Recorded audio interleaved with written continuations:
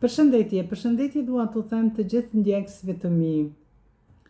Edhe pse me hapat e breshkës do të thoja apo rritën abonentët e mi, mirë po unë pafundësisht i falenderoj secilin veç e veç, për shkak se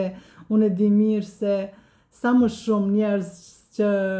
ne mund të shkoj informacioni jonë dhe mund t'i motivojmë, aq edhe do t'i ndihmojmë njerëzit. Ju faleminderit edhe një herë. Unë për vete nuk jam në TikTok, nuk jam në Instagram, për shkak se këto platforma për mua, unë mendoj se aty ka informacione, do të thoja për njerëzit që kanë dëshirë ose konsumojnë gjëra to go. Dhe narcizmi nuk është për to go, për shkak se është një temë pak më e gjerë, aty duhet edhe informacione dhe nuk dua që me 2-3 fjali për shembull të mia dikush t'i thotë dikuj se ti je një narcist ose një narciste, për shkak se të gjithë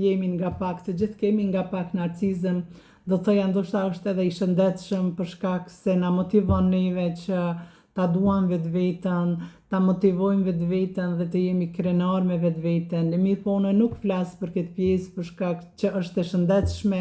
mirë po për unë flas vazhdimisht për atë pjesën e cila e te i kalon vetveten dhe gjithçka mvaret nga tjetri dhe ata të cilët dëmtojnë të tjerët për të ndjerë vetë mirë, dhe siç i kam bërë edhe në videot e kalume, edhe tani e tutje unë do të flas vetëm për narcizmin e dëmshëm, do të thoja për ata ose për ato të cilët kanë krijuar një mekanizëm brenda vetes i cili i shkatërron të tjerët. Mirë po, unë jam shumë e lumtur tani që po jetojmë në kohën e digitalizimit ku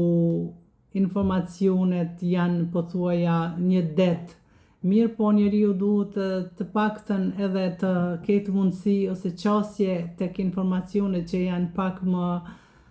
do thoja që kanë një bazë shkencore ose të cilat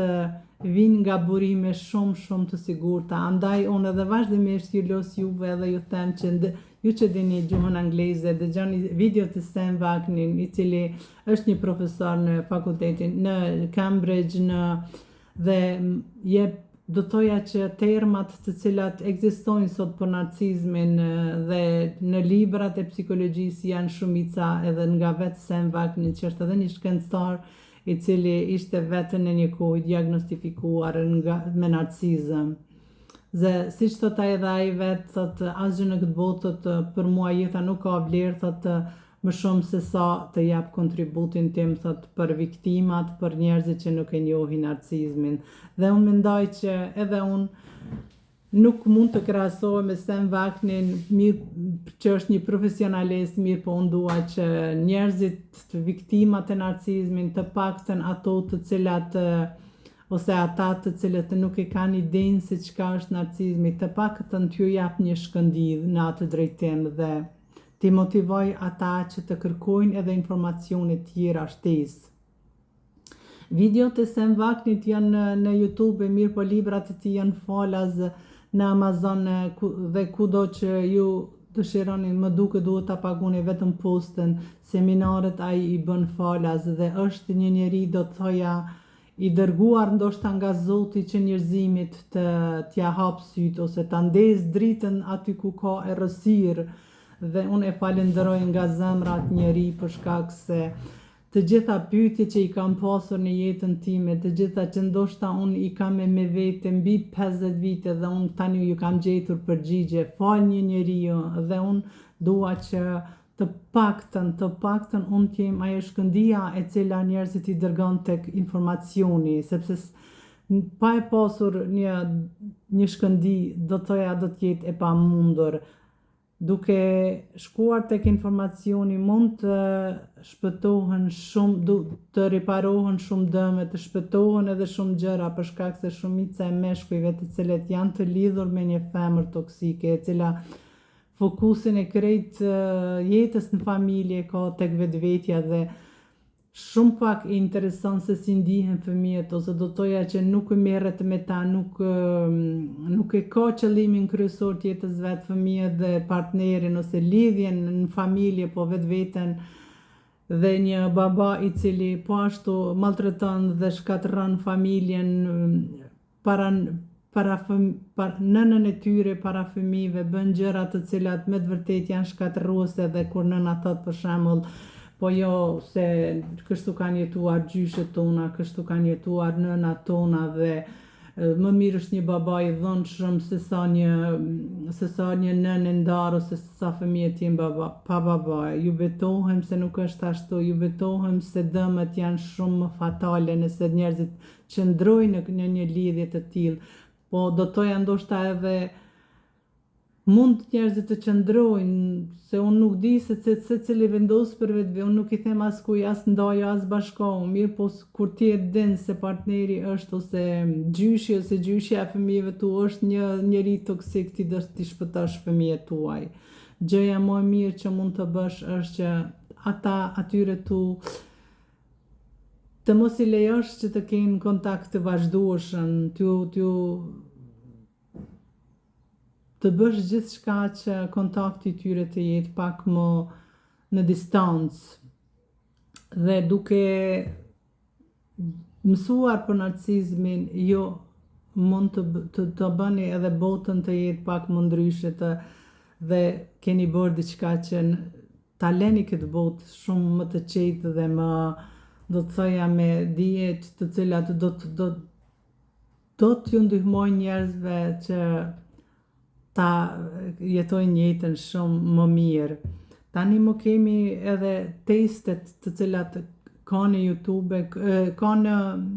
Google një test narcisizmit, të gjitha ata të cilët nuk duan ta pranojnë se janë një narcist ose një narciste, ata mund ta bëjnë një test vetë dhe vetëm se duhet të jenë të sinqertë. Unë për vete e kam bërë një dhe më besoni se unë kam bete e habitur për shkak se aty jam përgjigjur sikur jam para Zotit dhe rezultatet, kam qenë e kënaqur me rezultatet që kanë dalur. Edhe ju mund ta bëni, edhe tek videot e Sam Vaknin është aty një test në gjuhën angleze ku ju vetë mund ta dini se sa në shkallë është narcisizmi juaj. Dhe tani së fundmi unë kam mësuar se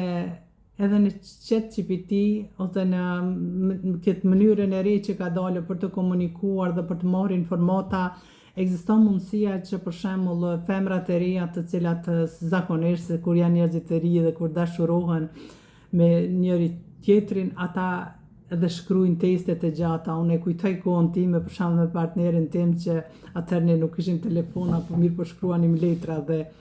nëse atë e fotografoni për shembull atë chatin që keni shkruaj me partnerin e juaj dhe ja dërgoni ChatGPT-s, ja bëni pyetjen për shembull sa toksicitet ka tek partneri im ose tek ajo pjesa ku unë kam shkruajtur, ju do të merrni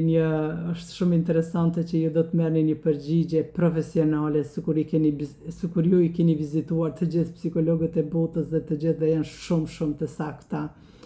Dhe do thoja që paramendojeni, kjo si metodë do të thoja do t'ju tregonte juve shumë për partnerin e ardhshëm dhe a ka ardhmëri për shembull lidhja juaj dhe sa është e shëndetshme. Kjo është një revolucion, unë mendoj kështu. Dhe do të thoja që të marrësh informacione për narcisizmin është shumë një gjë e mirë. Unë për vete do të përpiqem për shkak se dhe unë vetë bëj një punë me orar të plot dhe unë kam një familje dhe unë duhet që të siguroj jetesën time dhe nuk kam edhe aq shumë kohë që të bëj video dhe të jap shumë informacione. Mirë po unë ndoshta edhe pak edhe unë do të pensionohem dhe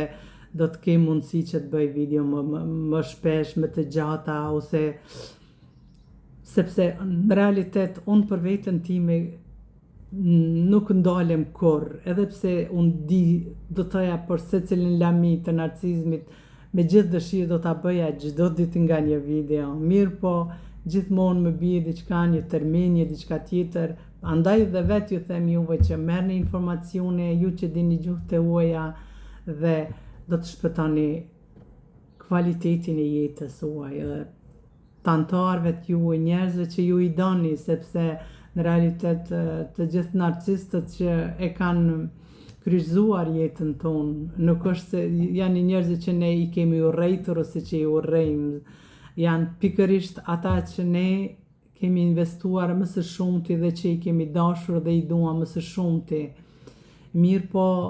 duke mos ditur ne nga njëherë në vend që do thoja që ta parandalojmë, se edhe ta parandalosh nuk ke mundësi, mirë po do thoja që mos të provokojmë, ne kemi bërë edhe diçka që që e ka bërë lidhjen tonë edhe më të vështirë. Mirë po kur i kemi informacionet, unë mendoj se gjithçka është pak më e lehtë. Unë ju përshëndes dhe ju uroj një ditë të mirë. Faleminderit që më ndeqni.